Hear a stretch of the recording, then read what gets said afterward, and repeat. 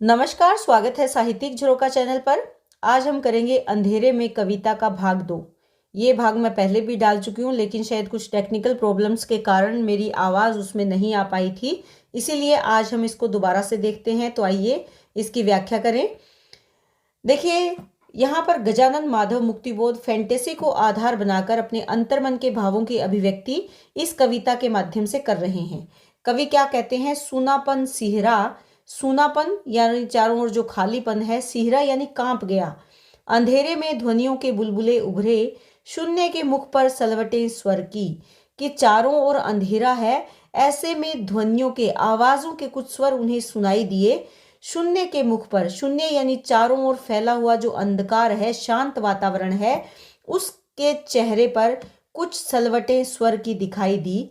मेरे ही उर पर धंसाती हुई सिर, और वो स्वर क्या कर रहे थे? मेरे ही हृदय में धंस रहे थे, अपना सिर धंसा रहे थे, अर्थात वो स्वर मेरे ही हृदय में उतर रहे थे। छटपटा रही है शब्दों की लहरें, मीठी हैं दूसह। जो चारों ओर शब्दों की आवाजें या लहरें गूंज रही है या जो छटपटा रही है, वो आवाजें मीठी हैं लेकिन असहनीय हैं। मैं उन्हें सहन नहीं कर पा रहा हूं। अरे हाँ, सांकल ही रह रहे बजती है द्वार पर। कवि कहते हैं कि हाँ, सांकल यानी जो दरवाजे पर लगी हुई सांकल है, रह रह कर, रुक रुक कर बज रही है मेरे दरवाजे पर। कौन बजा रहा है? कवि का अंतर्मन बजा रहा है। किस लिए? कि वो मन रूपी दरवाजे को खोल दे, मन के भावों की पूर्ण अभिव्यक्ति करे। कोई मेरी बात मुझे बताने के लिए ही बुलाता है कि कोई बाहर खड़ा है जो मेरी ही बात मुझे ही बताने और समझाने के लिए मुझे बार बार बाहर बुला रहा है। यानी कवि का अंतर्मन अपने भावों की अभिव्यक्ति करने के लिए बेचैन है, व्याकुल है। वो कवि को प्रेरित कर रहा है बार बार उन भावों की अभिव्यक्ति करने के लिए। हृदय को सहला मानो किसी जटिल प्रसंग में सहसा होठों पर होठ रख कोई सच सच बात सीधे सीधे कहने को तड़प जाए। कि मेरे हृदय को कोई सहलाता है, यानी उन्हें स्पर्श करता है, और ऐसे लगता है कि कोई जटिल कठिन ऐसी प्रसंग, ऐसी घटना जिसको वो सहसा मेरे होठों पर होठ रखकर मुझे बताना चाहता है। और वो क्या है? सच सच बात है, यानी समाज की सच्चाई है जो वो मुझे बताना चाहता है। सीधे सीधे कहने को तड़प जाए, कि वो बात मुझे सीधे सीधे कहने को बताने के लिए तड़प रहा है, बेचैन है। और फिर वही बात सुनकर धंस जाए मेरा जी, और उसी बात को सुनकर, किस बात को? समाज की सच्चाई को, मेरा जी यानी मेरा मन धंस जाए यानी डूब जाए, अर्थात मैं उस बात को सुनकर डर रहा हूँ। इस तरह सांकल ही रह बजती है द्वार पर, कि इसी तरह बार बार मेरे द्वारे पर दस्तक होती है, सांकल बजती है, उसे खोलने के लिए उस पर आवाज आती है। आधी रात, इतने अंधेरे में कौन आया मिलने? कवि खुद से ही प्रश्न करते हैं कि आधी रात का समय है, चारों ओर अंधकार फैला हुआ है, ऐसे में कौन है जो मुझसे मिलने के लिए आया है? विमन, बेमन होकर मेरी प्रतीक्षा कर रहा है। जो प्रतीक्षा के लिए आतुर है वो कोहरे से घिरा हुआ है, यानी उसका चेहरा स्पष्ट नहीं है, लेकिन द्युति में मुख है, परंतु कांति में है। उसके चेहरे पे एक अलग ही चमक है। चेहरे पर चमक क्यों है? क्योंकि वो सत्य के पक्ष में है, वो समाज की सच्चाई को सामने लाना चाहता है। वह प्रेम भरा चेहरा है। किसके लिए? उन लोगों के लिए जिनका कोई सहारा नहीं है, उनके लिए। उसके मन में, उसके भावों में प्रेम भरा हुआ है, और वो प्रेम उसके चेहरे पर झलक रहा है। भोला भाला भाव है उसके चेहरे पर। पहचानता हूँ बाहर जो खड़ा है। कवि कहता है कि मैं उसे जानता हूँ, ये वही व्यक्ति है, जी हाँ, जो मुझे तिलिस्मी खो में दिखा था। तिलिस्मी यानी अंधकार से भरी हुई जादुई गुफा में मुझे दिखाई दिया था। अवसर अनवसर, कि अवसर हो या ना हो, प्रकट हो जाता है, होता ही रहता है। मेरी सुविधाओं का तनिक भी उसे ख्याल नहीं है। चाहे जहां, चाहे जिस समय उपस्थित, चाहे जिस रूप में, चाहे जिन प्रतीकों में प्रस्तुत, कि कहीं ना कहीं जहां भी उसे अवसर मिलता है वो उपस्थित हो जाता है। मेरी सुख सुविधाओं का वो कोई ध्यान नहीं रखता, बल्कि मेरे सामने आ जाता है। प्रतीकों के माध्यम से वो मुझे समझाना चाहता है, इशारों से वो बताना चाहता है, मुझे समझाता ही रहता है। हृदय को देता है बिजली के झटके, और जब अचानक से मेरे सामने आ जाता है तो मेरे मन को एक झटके के जैसा लगता है, यानी मेरे मन को बार बार झटकता रहता है, अर्थात मेरे मन को बार बार जागृत करने का प्रयास करता है। कवि कहता है कि मेरा अंतर्मन मुझे बार बार जागृत करने का प्रयास करता है। अरे उसके चेहरे पर खिलती है सुबह, कि उसके चेहरे पर सुबह के समान हंसी है, सुबह की चमक है। गालों पर चट्टानी चमक पठार की, और गालों पर पठार के चमकती हुई चट्टानों के समान उसकी गालें चमक रही है। आंखों में किरणीली शांति की लहरें हैं, आंखों में किरणों की चमक है और शांति के भाव है। उसे देख प्यार उमड़ता है अनायास। अचानक ही उसको देखकर मन में प्यार का भाव आ जाता है। लगता है दरवाजा खोल दूं, बाहों में कस लूं, हृदय में रख लूं, कि मैं उसे अपना बना लूं। किसको? अपने ही अंतर्मन को। घुल जाऊं, मिल जाऊं, लिपट कर उससे। परंतु भयानक खड्डे के अंधेरे में आहत और क्षत विक्षत मैं पड़ा हूं। चारों ओर भयानक अंधकार में रूपी खड्डा है, यानी मैं ऐसी जगह हूं जहां से मुझे कोई रास्ता दिखाई नहीं दे रहा है। मैं चाहता हूं मैं अपने अंतर्मन को अपना लूं, लेकिन मैं एक गहरे अंधकार में, कौन सा अंधकार है? निराशा का खड्डा है, उसी में वो गिरा हुआ है। क्षत विक्षत हूं, पड़ा हुआ हूं। शक्ति ही नहीं है कि उठ सकूं जरा भी। मुझ में शक्ति नहीं है कि मैं मेरे अंतर्मन का सामना कर सकूं। यह भी तो सही है कि कमजोरियों से ही लगाव है मुझको। कवि खुद से ही कहता है, ये बात भी तो ठीक है कि मैं खुद को कमजोर ही मान रहा हूं, और यही मुझे अच्छा लगता है। इसीलिए टालता हूं उस मेरे प्रिय को, कि मैं अपने अंतर्मन को, प्रिय कौन है यहाँ? कवि का अंतर्मन। मैं अपने उस प्रिय अंतर्मन को टाल देता हूँ, कतराता हूँ, डरता हूँ मैं उससे, इसीलिए मैं उसका सामना नहीं करता। वह बिठा देता है तुम शिखर के खतरनाक खुरदरे कगार तट पर, कि वो मुझे कहाँ ले जाता है? तुम ऊंचे संकरे शिखर पर। खतरनाक है जो, खुरदरा है वो किनारा पहाड़ का, कि मुझे वो उस ऊंचाई पर ले जाना चाहता है, लेकिन मैं वहां डरता हूँ। सोचनीय स्थिति में ही छोड़ देता मुझको, और जब मैं उसके बारे में विचार करता हूँ तो उसी स्थिति में वो मुझे अकेला छोड़ देता है। कहता है पार करो पर्वत संधि के गहवर, और क्या कहता है? कि खुद ही पार करो इस पहाड़ के मिलान की जो संधि है, या जो मिलन का जो स्थान है दो पहाड़ों के बीच की, उसकी गहराई को रस्सी के पुल पर चलकर खुद ही पार करो। दूर उस शिखर कगार पर स्वयं ही पहुंचो। ये शिखर का कगार क्या है?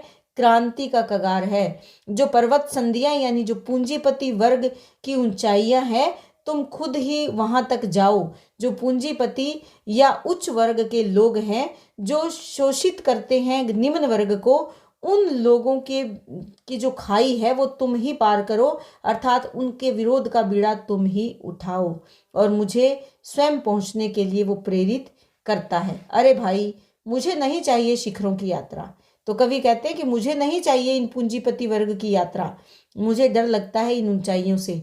बजने दो सांकल, कि मैं ये दरवाजा नहीं खोलूंगा, यानी अंतर मन को हावी नहीं होने दूंगा, चाहे वो कितना ही छटपटाए, कितना ही मेरा दरवाजा खटखटाए। उठने दो अंधेरे में ध्वनियों के बुलबुले, चाहे वो आवाजें अंधेरे में आए तो आती रहे। वह जन वैसे ही आप चला जाएगा आया था जैसा, कि वो जन, वो अंतर्मन, वो लोगों की आवाजें जैसी आई थी अपने आप वापस चली जाएंगी। खड्डे के अंधेरे में पड़ा रहूंगा पीड़ाएं समेटे। मैं अपने दुख को समेटकर इस अंधकार से और निराशा से भरे हुए जीवन को जीता रहूंगा। क्या करूं, क्या नहीं करूं, मुझे बताओ। इस तम अंधकार में, शून्य में तैरती है संसार की समीक्षा, यानी आलोचनाएं। संसार की बुराइयां और अच्छाइयां सभी इसी अंधकार में तो तैर रही हैं, की हुई उसकी, उसी ने तो किया है ये सब। सह नहीं सकता विवेक विक्षोभ महान उसका, कि मैं अब सहन नहीं कर सकता। ज्ञान में जो विक्षोभ क्या होता है? विक्षोभ यानी गुस्सा किसी बात के प्रति, निराशा, कि मैं ज्ञान से भरे हुए उसके विक्षोभ को, उसके गुस्से को, उसकी उसकी निराशा को, जो बहुत महान है, उसका तम अंधकार में सह नहीं सकता। कि मैं चारों ओर फैले हुए तम यानी अंधकार, अंतराल यानी जो दूरी आ गई है, मैं इसे सहन नहीं कर सकता। अंधियारे मुझ में द्युति आकृति सा, कि अंधियारे, मैं अंधियारा हूं, मेरा मन निराशा से भरा हुआ है, लेकिन मुझ में वो कैसा है? एक चमकती हुई आकृति के समान है, और वो आकृति भविष्य का नक्शा दिया हुआ उसका सह नहीं सकता। भविष्य किसका? क्रांति का, कि उसने मुझे समाज में क्रांति लाने का जो नक्शा दिया है, मैं वो सहन नहीं कर सकता। लेकिन नहीं नहीं, उसको छोड़ नहीं सकूंगा। लेकिन तभी कवि का अंतर्मन क्या कहता है, नहीं नहीं, मैं उसे नहीं छोड़ सकता। किसको? अंतर्मन को। सहना पड़े मुझे चाहे जो भले ही, कि मुझे चाहे कुछ भी सहन करना पड़े, मैं उसे वापस नहीं जाने दूंगा। कमजोर घुटनों को बार बार मसलकर लड़खड़ाता हूं मैं, उठता हूं दरवाजा खोलने, कि मैं किसी तरह साहस बटोरकर अपने कमजोर हो चुके घुटनों को बार बार मसलकर दुरुस्त करता हूं। लड़खड़ाते हुए दरवाजा खोलने के लिए उठ खड़ा होता हूं। चेहरे के रक्तहीन विचार शून्य शून्य को गहरे पहुंचता हूं हाथ से, कि मेरा चेहरा कैसा है, रक्त से हीन हो गया है, विचारों से शून्य है, और मैं अपने हाथों से उसे पहुंचता हूं, साफ करता हूं। अंधेरे के ओर छोर टटोल टटोल कर, चारों ओर फैले अंधेरे के और छोर यानी आसपास के किनारों को टटोलते हुए, अर्थात अंधकार में इधर उधर हाथ बढ़ाकर टटोल कर बढ़ता हूं मैं आगे। पैरों से महसूस करता हूं धरती का फैलाव, कि अपने पैरों से देखता हूं कि धरती कितनी फैली हुई है उस अंधकार में अपने कदमों को जमाने के लिए। हाथों से महसूस करता हूं दुनिया, और अपने हाथों को आगे बढ़ाकर हिला हिलाकर उस अंधकार में दुनिया को जानने की कोशिश करता हूं। मस्तक अनुभव करता है आकाश, और मेरा माथा ऊपर फैले हुए आकाश को नापने की कोशिश करता है, उसे अनुभव करता है। दिल में तड़पता है अंधेरे का अंदाज, और मेरे मन में चारों ओर फैले अंधेरे का अंदाज एक अलग ही तड़प उत्पन्न करता है। आंखों से तथ्य को सूंघती सी लगती है, केवल शक्ति है स्पर्श की गहरी, कि ये मेरी आंखें तथ्य को, वास्तविकता को सूंघने सी लगती है। क्यों? क्योंकि स्पर्श की शक्ति बहुत गहरी है, यानी स्पर्श से बहुत गहराई को जाना जा सकता है। आत्मा में भीषण सतचित वेदना जल उठी दहकी, कि मेरी आत्मा के भीतर अब सत्य की चेतना, वेदना यानी पीड़ा जल उठी, और वो अग्नि के समान अब दहक रही है। अर्थात कवि की जो आत्मा है ये क्रांति करने के लिए बेचैन है। ये अंतर्मन की आवाज को लोगों की आवाज के साथ मिलाकर उसको उजागर करने के लिए, उनकी पीड़ा उनकी दुख को उजागर करने के लिए बेचैन है। विचार हो गए हैं विचरण सहचर, कि अब जो विचार हैं, कौन से विचार? जनवादी, जो जनवादी विचार हैं, जनता के लिए जो विचार हैं, वो विचार अब मेरे साथ विचरण करने लगे हैं, मेरे सहचर बनकर, मेरे मित्र बनकर। इसीलिए मैं अब आगे बढ़ रहा हूँ लोगों की सहायता के लिए। चलता हूँ संभल संभल कर, द्वार टटोलता, जंग खाई जमी हुई जबरन सिटकली हिलाकर, कि मैं संभल संभल कर आगे बढ़ रहा हूँ। दरवाजा को ढूंढने के लिए उसे टटोलता हूँ। जब देखता हूँ तो वहां जंग लगी हुई, जमी हुई जबरन क्या है, सिटकनी है, दरवाजे की कुंडी है, उसे खोलने की कोशिश करता हूँ। ये जंग खाई जमी हुई जबरन सिटकनी क्या है? हमारी वो रूढ़िवादी परंपराएं जिसने समाज को जकड़ रखा है। जोर लगा दरवाजा खोलता, झांकता हूँ बाहर, सूनी है राहें, अजीब है फैलाव। जब मैं बाहर देखता हूँ तो सारे रास्ते सूने हैं, अजीब वीरानी का फैलाव है, चारों ओर वीरानापन फैला हुआ है, चारों ओर सर्द अंधेरा है। ढीली आंखों से देखते हैं विश्व उदास तारे, उदासी से तारों को जब देखता हूं तो तारे ऐसे लगते हैं उदासी से भरे हुए हैं, और वो अपनी ढीली हो चुकी सुस्ती भरी आंखों से इस संसार को भी देख रहे हैं। हर बार सोच और हर बार अफसोस, हर बार फिक्र, कि हर बार जब भी मैं आगे बढ़ने के बारे में सोचता हूँ तो मुझे अफसोस और चिंता होती है एक साथ। चिंता का भाव भी है और अफसोस का भाव।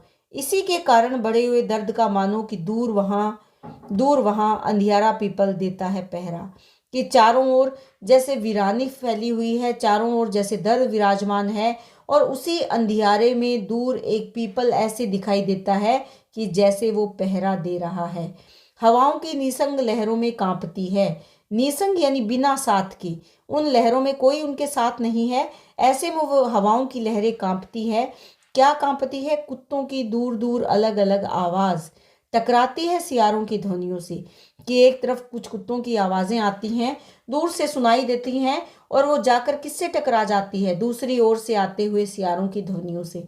जो कुत्ते हैं, सियार हैं, ये अलग अलग धर्म, अलग अलग जाति, अपनी अपनी डफली और अपना अपना राग। समाज के बारे में कोई नहीं सोच रहा, कोई धर्म का गीत गा रहा है, कोई जाति का गीत गा रहा है, कोई अपने स्वार्थ का गीत गा रहा है। तो चारों ओर कवि को इसी प्रकार की आवाजें सुनाई देती हैं, कांपती है दूरियां, गूंजते हैं फासले। ये बीच में आई हुई जो दूरियां हैं, हमारे समाज में जो आ गई दूरियां हैं, ये फासले हैं, ये कांप रहे हैं।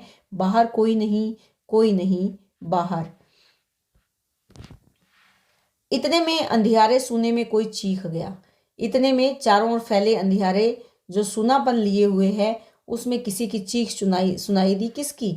रात का पक्षी। क्योंकि देखिए ये कविता फैंटेसी पर ही आधारित है, तो इसमें कवि ने यहाँ पक्षी का जो प्रयोग किया है, ये फैंटेसी पर कवि की कल्पना है। कहता है वो पक्षी, क्या कहता है? वह चला गया है, वह नहीं आएगा, आएगा ही नहीं अब तेरे द्वार पर। वह कौन चला गया है? जो रहस्यमय व्यक्ति था, जो अंतर्मन था, वो अब यहाँ से चला गया है और वो नहीं आएगा।